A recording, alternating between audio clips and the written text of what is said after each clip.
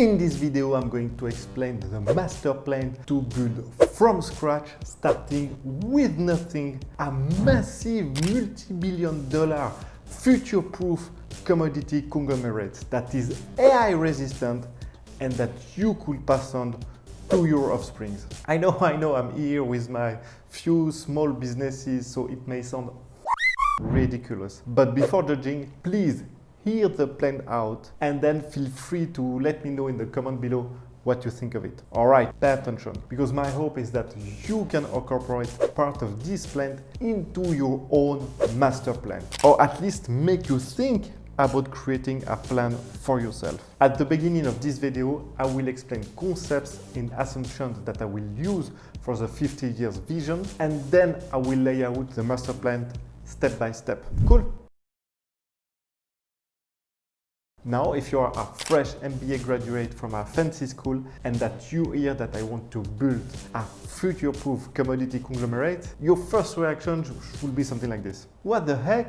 Are you dumb? Commodity trading businesses are the quintessence of that modeless business sector. On a long time horizon, all margin goes to zero. Commodity trading is an awful business. Okay, so explain to me this.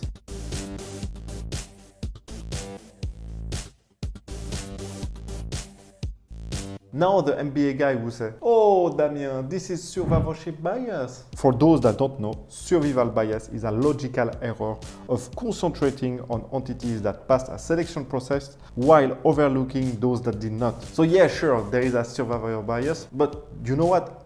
Everywhere in life you can find this bias. If you have a lot of success in whatever in life, it means that you have above average. So that means that there's a lot of other people that tried and failed. So yes, there is a survivorship bias in everything in life. Anyway, just don't let you fooled by those 3-digit people that throw this bias at everything that they see just to put it down. The reality is that in the world of those MBA people, it's very difficult for them to comprehend that what makes a great commodity trading business is the ability of the organization to spot opportunities and pounce on them. How do you calculate this ability? How do you put a number on it? Not so easy, huh? This is why if I manage to build in the next 50 years such organization, an entity that can analyze an opportunity, size an opportunity, and act on them, if I built such organization, I would have built a future-proof business.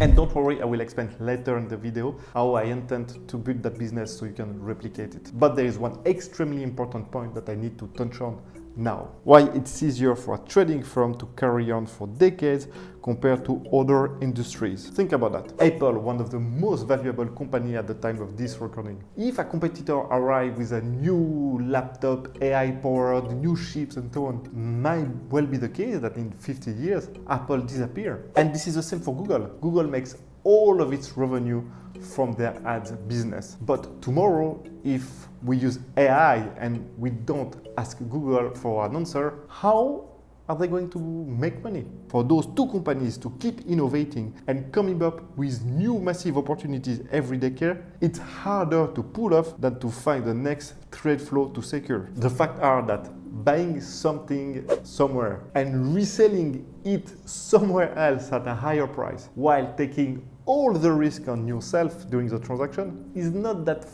complicated compared to what the tech giants of today need to do to stay relevant. So that fact alone helps a lot for the durability of a commodity trading firm. But now we only scratch the surface, so let's go a little bit deeper. So if you want to build something genuinely future-proof, the underlying assumption of what you are building must always be true. You need to build your company on truths that are always going to remain true. Let's have a look at this chart. Here we have the GDP per capita. What we can clearly see is that the world population lived a shitty life until roughly 1800. Around that time, two things happened. The first one is the maturation of the real first free market capitalistic system built upon private property rights. Once you have private property rights, a person can use his ingenuity to increase his social status, find better partners, and pass on his genes. In short, once you have the possibility to own stuff, and this is not your king that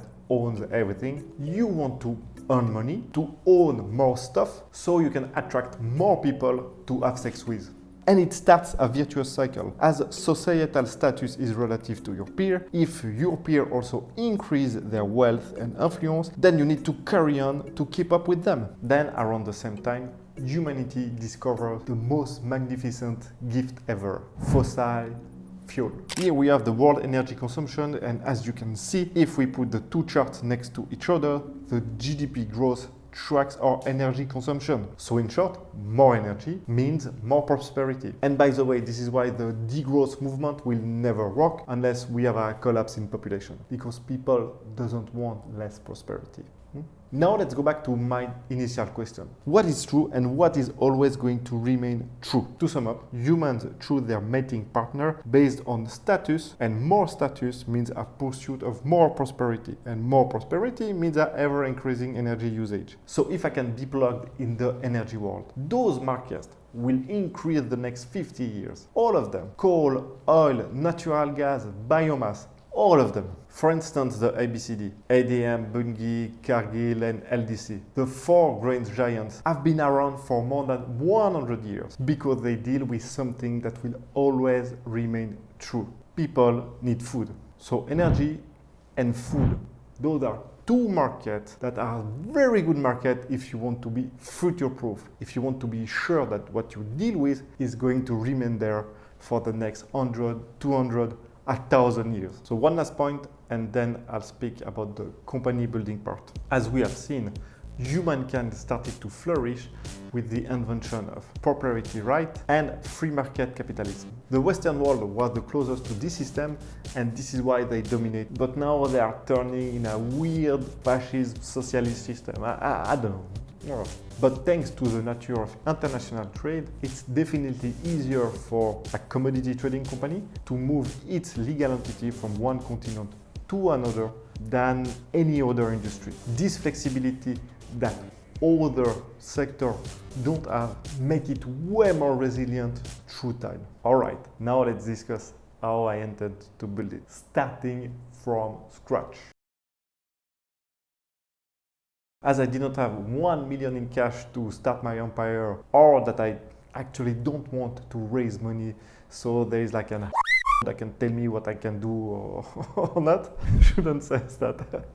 I had to be creative. At the time where this idea started to flourish in my mind, I saw a lot of one-person media businesses that were getting huge traction. So one of them was Anthony Pompliano, that's starting to build a new audience around Bitcoin, and that now owns a bunch of businesses in many financial verticals. There's also Nathan Latka, that used to interview SaaS founder and now owned a bunch of businesses that he started because of his podcast. So I was like, okay, maybe I could do something like this in the commodity space, and even specialize in niche commodity trading businesses. And now I'm 2 years in, and I can say that it's pretty much working. I have what I call the Saka Content Network, and in it I have Damien, my brand on social media, right now mostly on LinkedIn and on YouTube. I also have the Shipping and Commodity Academy, so this is where we teach people the basic of physical commodity trading. I also have the Neo Phoenicia community, so this one is a big project for this year. And I have a other bunch of secret projects that I'd rather not to speak about now. And maybe in the future we will start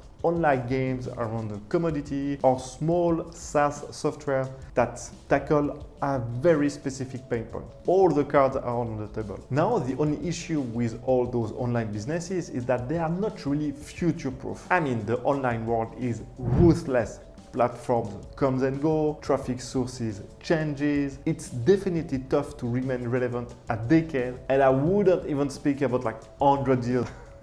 All those online assets are there to power up the physical commodity trading businesses. And don't worry, I'll talk about how I'm building those commodity trading businesses right after this part. Again, here, I cannot use the same angle, the same tools, the same method as the commodity trading giants of today. I need to design a game that I can win. So all of those online assets have a very specific purpose to help in the physical world. For instance, Damien on social media, me, I'm here to help to build faster trust with counterparties. And by the way, here is a little secret, a lot of people in the industry think that what I'm doing is very unprofessional and is even counterproductive. Oh my God, we are so early. We are so early. The Shipping and Commodity Academy helps to spot talents. The Neo-Phoenicia community helps to find potential alternative counterparties. The big idea here, I think you get it, is that those online assets helps to build something more enduring in the real life. But now a very good counter argument to what I'm doing is what a MBA guy would say. Hey Damien, but don't you think that if you would put all your time and attention in your real world asset, in your commodity trading businesses, don't you think that you would make them grow faster and you would arrive to your destination earlier? So that's a good point, and I will tackle this question in this next part.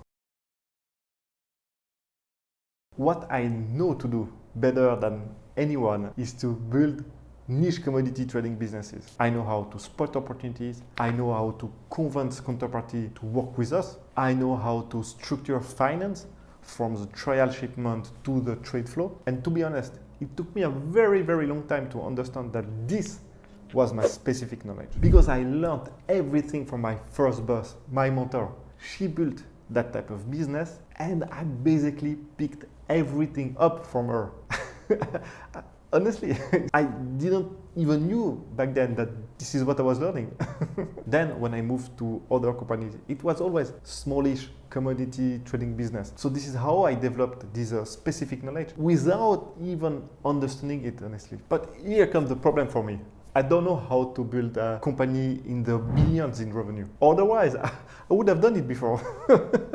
It's pretty easy to, it's quite doable to find a niche trade flow, to capitalize on it, to build a nice small commodity trading firm. But depending on the niche, you'll be capped between 10 million to 200 million in revenue. And what is important to understand is that all those niche commodity companies relied on one trade flow. For example, buying milk powder in Belarus and selling it in Niger. And if anything happens to this flow, a revolution in Niger or Belarus banning the export of milk to keep it for their citizens, then the company would be in jeopardy. So this is a fragility of those niche commodity trading companies. But on the other side, it's counterbalanced by the fact that those type of companies can easily produce few millions of profit a year with a small team. So the immediate idea, and something that a lot of people try to do, is to aggregate a lot of niche trade flow in one company to solidify it and to make it more resistant if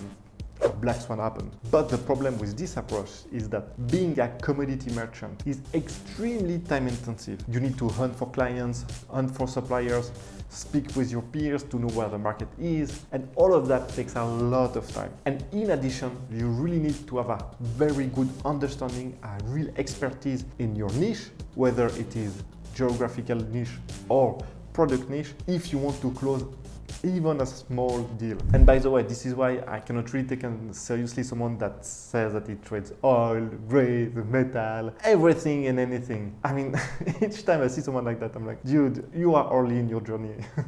You are not fooling anyone. Anyway, so I don't have 84 hours in a day and I cannot be expert in 20 niche different markets. So my mad solution to this problem is to find highly motivated, extremely driven, and highly capable humans to partner with, like Paul, my partner in Grombar Energy, or Adriano, my partner in the Chrome business. They are really the ones that take care of the merchant role. On my side, I'm here to manage risk, finance, and trust building with key partners. I'm also very present at the beginning to see how to close a deal in this niche from A to Z. The reality is that as a small business owner, you don't have a big brand name behind yourself. People are always extremely skeptical of new incomers. So there is a specific angle to take to pierce in a market. It's extremely challenging to get a cold lead, to warm it up, to make it comfortable enough to close a $500,000 deals with a new company. And this is the most challenging part, the first deal. Because once you have closed your first deal, then it's only a question of relationship management and making sure that you don't f up with the operation. To give you an example of the thing that I do, the other day my team had some trouble on LinkedIn because Nobody really answered to them. So I just rewrote the message, and we went from like 10% response rate to 70 or something like this. And you know, this is the part. I mean, you need to come up with an angle good enough so people want to speak with you. So anyway, so in short, my partner at the heart of the company, and I'm not. Now it has been 2 years that I've been experiencing with this model, and I think that I can start or acquire a new company every 18 months or 24 months, because at first I need to spend a lot of time with my partner to make sure that I understand him and that he understands me, and also money-wise, you know, I don't have unlimited funds, so usually it takes like 18 months or even a bit less for the company to reimburse the money that I lent to get it started. To sum up that stage, I just partner up with talent that I find with my online asset, and then after 3 to 5 years of company building, we go to the next step. So here I need to explain something. In commodity trading, there is no more medium businesses. And maybe the few that exist, they really struggle to be profitable, or they just failed to be acquired. Also, just to give you an idea, we call medium trading firm a company that is going to do roughly like 1 billion in revenue. So it's not small, but it's definitely not large compared to the titan that we have. And the absence of medium-sized commodity trading firms in the current market landscape can be attributed to one key factor that reshaped the industry over the past few decades. Access to capital for medium commodity trading firms have been restrained for the last decade because of plethora of new regulations. Those rules, often designed to enhance the stability of the financial system, had unintended consequences for companies operating in the commodity space. New regulatory rules have increased the capital and liquidity requirements for banks under frameworks such as Basel III. Banks are required to hold more capital against loans and other assets. This makes lending more expensive for banks, which lead them to tighten credit conditions. For medium-sized firms, this can mean less access to finance or more costly terms, which restricts their ability to fund trading operations. In simple words, medium commodity trading firm needs to compete against the biggest firm of the commodity trading industry because of their size. But their cost of financing is higher. Therefore, they are way less profitable, or they are just booted out of the market. There are also other factors that explain why medium commodity trading firms struggle, but finance is definitely the most important one. So, how do I intend to breach this valley of death? Simple answer, I don't. As I said earlier, I need to design a game that I can win. We won't make it if we fight on their terrain. Here's the next step, quite simple to understand. And I even made a nice slideshow. I'll take all my shares in the different commodity trading companies that I own, make a holding company with it. Then the holding company, with its larger financial footprint, will be able to help the portfolio of companies by lowering the cost of financing, providing bank guarantees, and helping to structure more complex deals. But this step is cash consuming, as you need smart white-collar worker to handle finance, accounting, legal, and so on. It's minimum $1 million to invest in to set up properly the structure and make it run for a couple of years. So here, this is the step where I could definitely go broke and destroy everything that was built. Once everything is flowing perfectly, where the commodity trading companies are funneling back the money to the holding company, and the holding company help the trading companies in their financial requirements, we are in uncharted territories for me. I'm already studying and speaking with a lot of people that have done what I want to do, but man, this is a moment I cannot really be too so I need to be careful. There are going to be two main challenges: growing and maintaining. So let's start with maintaining. My partners in each of the niche commodity trading firms, when they start to get like $500,000, $1 million in profit, like a couple of years in a row, there is like three things that may happen. The first one is that they want to quit. Don't like that, they work too much, I don't know, they just want to quit. Okay, so we need to find other people and so on. That's tough, but that's maybe doable. I don't know. The second thing, and I see it coming as clearly as I see you, is that they will want to do something different. Like, outside of their specific knowledge. So let's say that, I don't know, with Adriano, we do Chrome, and I'm sure that Adriano, in few years, if it works well, he will come to me, Damien, but I've seen this copper deal, I've seen this deal there, or I don't know, we can buy a water pump here for whatever reason. I mean, stuff that is not in our specific knowledge, but that he wants to do. And this is pretty common with all the entrepreneurs, after a while, if it gets too easy, they want to learn new things, they want to have new challenges, and they destroy everything.